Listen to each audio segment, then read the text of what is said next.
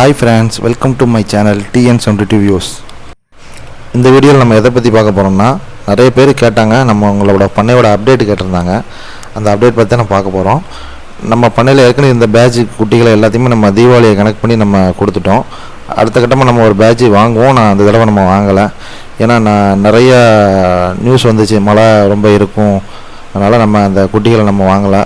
நம்ம பறந்து தான் போட்டுக்கோ, அந்த பாதுகாத்துக்கலாம். இருந்தாலும் வேண்டாம், இடைகள் கூடாது, நம்ம பறனில் போட்டாலும் அதோட ஆடோட இலை கூடாதுங்கிற கணக்கு பண்ணி நம்ம என்ன செஞ்சிட்டோம்னா ஆடுகள் நம்ம வாங்கலை. எந்த அளவுக்கு மழை பெஞ்சிருக்குன்னா, இது நம்மளோட பண்ணையோட உள்ளே ஃபுல்லாகவே தண்ணி வந்துருச்சு இந்த மழைக்கு.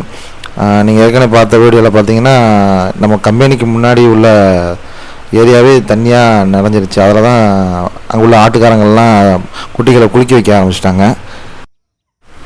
நம்ம பண்ணையில் பார்த்தீங்கன்னா, பக்ரீத் அப்போ ஒரு சின்ன குட்டியாக இருந்துச்சு வெள்ளாடு, அது மட்டும்தான் நம்ம பண்ணையில் இப்போ நிற்கிது. அது மாதிரி நம்ம பக்ரீத் அப்போவே ஒரு சின்ன சின்ன கோழிகளை வாங்கி விட்டுருந்தோம். ஒரு பறன் கீழே நம்ம ஒரு கோழி சீட்டு அமைச்சிருந்தோம், அதில் விட்டுருந்தோம்.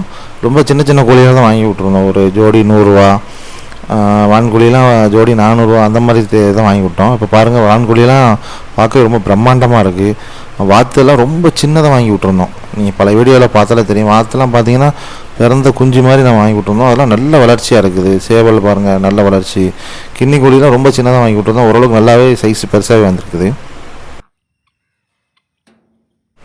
நம்ம ஏன் இந்த மலையில் நம்ம ஆடுகளை வாங்கலைன்னா, நம்ம எப்போவுமே 100 நாள் வளர்த்து அந்த ஆடுகளை நல்லா வெயிட் கெயின் பண்ணி விற்போம். அப்படி தான் எல்லா இதுவும் பண்ணுவோம். ஆனால் இந்த மழை நேரத்தில் பார்த்திங்கன்னா, நம்ம நினச்ச வெயிட் கெயின் இந்த 100 நாளில் இருக்காது. கண்டிப்பாக இந்த மழை மாதம் 1 மாதத்தில் கண்டிப்பாக நம்மளோட வெயிட் கெயின் நம்மளால் எதிர்பார்க்க முடியாது. என்ன காரணம்னு பார்த்திங்கன்னா, ஆடுகளுக்கு நம்ம தீவனம், அடர் தீவனம் வைப்போம். அதுவே அந்த மழை நேரத்தில் சாப்பிடாது ஒழுங்காக. அது போக தண்ணி குடிக்காது. நம்ம மற்ற நேரங்களில் எப்படி வைப்போம்னா, காலையில் அடர் தீவனம் வச்சுட்டு ஒரு 1 மணி நேரம் நம்ம தண்ணி காட்டாமல் ஒரு 1 மணி நேரத்துக்கு அப்புறம் நம்ம ஓப்பன் பண்ணி விட்டோம்னா அது ஜாஸ்தியாக தண்ணி குடிக்கும். அப்போ தான் அதோட குடல்கள் பெருக்கும். ஆனால் மழை நேரத்தில் பார்த்திங்கன்னா தண்ணியே அது குடிக்காது. வச்ச தண்ணி அப்படியே தான் இருக்கும். அதனால் நம்மளால் அதை வெயிட் கெயின் பண்ண முடியாது. அதனால் நம்ம 100 நாள் வளர்க்குறது 120 நாள் ஆக்கலாம்.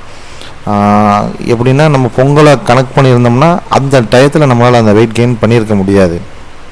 அந்த ஒரு காரணத்துக்காண்டி தான் நம்ம இந்த தடவை இந்த பேட்சை நம்ம முற்றிலுமே தவிர்த்துக்கிட்டோம். இருந்தாலும் இந்த 1 மாதத்தில் எங்களோட பறன் ஆடுகளுக்கு பயன் பெற தான் செஞ்சிச்சு. எப்படின்னு பார்த்தீங்கன்னா, இந்த நெல்லை மாவட்டத்தில் பெஞ்ச மழையில் ஜாஸ்தியான மழை தான் பெஞ்சிச்சு. அந்த ஒரு 4 நாள் மழை, அதிகமான தண்ணி எல்லா பக்கமும் சூழ ஆரம்பிச்சிருச்சு. வெளியே மேய்ச்சலில் இருக்கிற ஆட்டுக்காரங்களுக்கெல்லாம் ரொம்ப பாதிப்பு. நம்ம நிறைய பேர் ஃபோன் பண்ணி சொன்னாங்க.